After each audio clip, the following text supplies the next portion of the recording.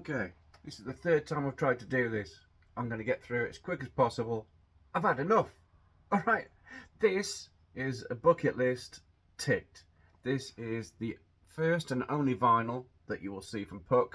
Right, it's a compilation that goes from day one in the studio up into the latest EP and the last recording in the studio, right? And it's 12 songs. All the artwork was taken and put together by myself.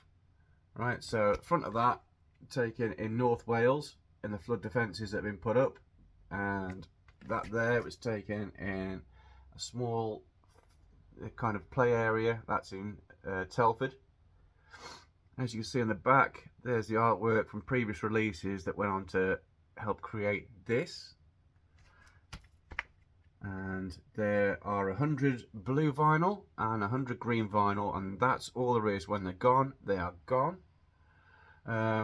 This is for fans of indie rock, kind of Britpop, singer-songwriter stuff, acoustic stuff. So if you like any of that kind of gear, give it a go. And I'm going to give you a quick run through. This is available online now, so if you want to go to my Bandcamp, it's officialpukk. Local independent record stores, we've got Spinning Around Records, that's Wellington in Telford. You've also got up in Bridge North, that's Tubeway Records too. You can get it from there, and also you'll be able to get this from Wax and Beans up in Bury. Okay, so they'll have that in this week, and where are we? It's about the 20th of October 2024 now. So there you go, Precocious Songs, Pretentious Titles. A pretentious title in itself, it's just poking fun at itself, because, you know, you can't take this stuff too seriously. It started off as one day in the studio, again, for the bucket list, just wanted to go into a professional studio with a proper producer, and it turns out that dude was Gavin Monaghan at Magic Garden Studios, and that one day snowballed into a couple of albums, a bunch of EPs, and a lot of radio play. So as happy as I am, you know, one day in the studio can lead to a lot more, so I highly recommend it. Right, and I was a late starter. I didn't go in the studio until I was 43, not into a proper studio. 51 now, so, you know, tick-tock, time's getting on. Please buy the vinyl. There you go. Right, it's 12 songs. I'll give you a quick run through of this, yeah? This is self-release, so I pay for it myself. The price of short-run vinyl is prohibitive, so, you know what I mean? I'm trying to keep the price as low as possible. I'm not bothered about making a profit, because, you know what? If I don't make a profit, the tax man sees nothing. I don't care. You know, this was kind of something I wanted to do for me. Anyway, right, so you got side A, Sunshine Kisses. All right, a proper nod to Paul Weller. If you know, you know. Also, a little bit of liberty taken with The Cure on the riff. But, you know, I love The Cure and Robert Smith. I do apologise. Right, next up, No Place Like. It was a drum loop that I found on Instagram. And I got in touch with the dude and I said, please, you know, I haven't got a lot of money. Could I use the breakbeat on a song that I'm putting together? And he was really gracious. He said, just, you know, thanks for asking. He says, you can use it, no problem, no charge. He says, most people don't ask. Next up on there, you got Turned Out Nice Again. Normally in the studio, excuse me, we'd play all the instruments separately. This was done live drums, and it was a live guitar in the live room, and then the vocals were added afterwards, kind of overdubbed, and which was unusual for that, because that's not normally how we work. Okay, Drag the Lake next. That's from the second album, Seven for a Secret. The whole album was written from the perspective of three different people. You had a jailbird, you had a grizzled old cop who kind of looked out for the local town, and you had the girlfriend of the jailbird, and this was sang from the perspective of the cop questioning the girlfriend. All right, there you go. It was, you know, it was high concept, I suppose, but the whole album, a lot of work went into it and it did nothing, but hey, you know, I don't care. I'm happy with it. Sleeping Rough, that was day one in the studio. That was supposed to be just a one-off day. So we recorded 2 songs that day. We did Sleeping Rough and we did Well Lived in Skin. Well Lived in Skin, I wasn't happy with the vocal with, so it never got released as a full song. But it did end up on the Departure EP as Bonded. It might have a different name on the EP actually, and that was just the instrumental track on there, and that was done day one in the studio. I think that was March 2016. But this song, Sleeping Rough, about my mate Yozza, and just having mad nights out, being, you know, a teen, early 20s, just being crazy, you know.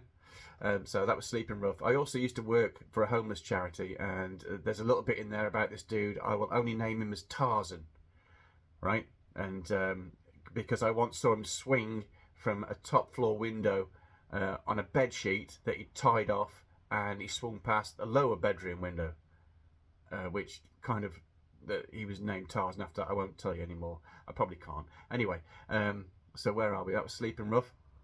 Postcards from Beyond the Edge. Right, again, this is kind of a very simple, stripped back song. It was mixed at home. It was a bedroom mix. And again, I've been watching loads of YouTube videos. There's so many good ones and so many bad ones, and I've wasted so much time. But this one came out, the whole EP came out pretty well. The Dark Hours EP came out, it was Halloween 2020, so it's coming up on 4 years old. And the only song on there, because of lockdown and the whole COVID bullshit, that I did go into the studio and record was Lighting Up, but we'll get to that one. That's on side B. But this was also off that EP, Postcards from Beyond the Edge, and I was really proud of that one. So so next up, side B, Rising Sun. That was off the last EP that has gone out under the PUKK name, and it's Velvet Underground-esque, right? So it's like kind of Sunday morning. It was recorded with more drums and extra instrumentation, but I just didn't, it didn't sound right at the end. So I kind of stripped it again. I think I re-recorded the vocals on the out and added backing vocals, and I was happy with that, kind of the stripped back feel of it. So there you go. After that, I've got Lighting Up. Yeah, as I said before, it's from the Dark Hours EP. It has kind of got a creepy vibe to it. The guitar kind of licks the riff off it, yeah, mainly. Next up, we've got Feckless, which is the title of the first album that I put out. And again, it was like we got to a certain point where I'd had 1 day in the studio. I was happy with that, and if that's all we'd have had, I'd be happy. But it ended up being from one single up until doing a whole album, and I just thought it was a really cool name for the album. I was born in Ireland. I got Irish heritage, so you know, the name just, yeah, it spoke to me. Also, Stephen Latt liked it. When he played for the Birds, he actually yeah, he commented on that. So that was Feckless. For the Birds, that's what Stephen Latt played on his BBC Recommends 6 Music show, which I didn't know about. It was only weeks after I happened to Google the show just to see who was on, and on the rundown I was on there, and I was like, how did nobody tell me I missed this? And luckily it was still online, and I managed to download it, so I've got the audio file of that. So happy days. You know, if that's as good as it gets, I'm really happy. The Ballad of Broken Bones, that's kind of a murder ballad. So you're looking at a kind of Nick Cave territory. The Handsome Family, Far From Any Road. You know, Leonard Cohen-esque. I was really, really proud the way that came out. And that's off the second album again. So the whole album was told from 3 perspectives, and this is the perspective of the jailbird. So Drag the Lake was the copper, and this is the jailbird, who, aka Bones, and this is the Ballad of Broken Bones. Yeah, the end mix came out really well. That was played on BBC 6 as well by Tom Robinson, so I was, you know, made up with that. Last on here was also the last song on the Feckless album. It kind of sees it out. It's called All the Stops. It's not because we pulled out all the stops to make it. It's because it's kind of, you know, if you ever caught a bus and it's not direct, and all you want to do is get home, and you know what should be a journey of like half an hour takes 3 hours, you hit every stop. So you hit all the stops, right? And that's where it came from.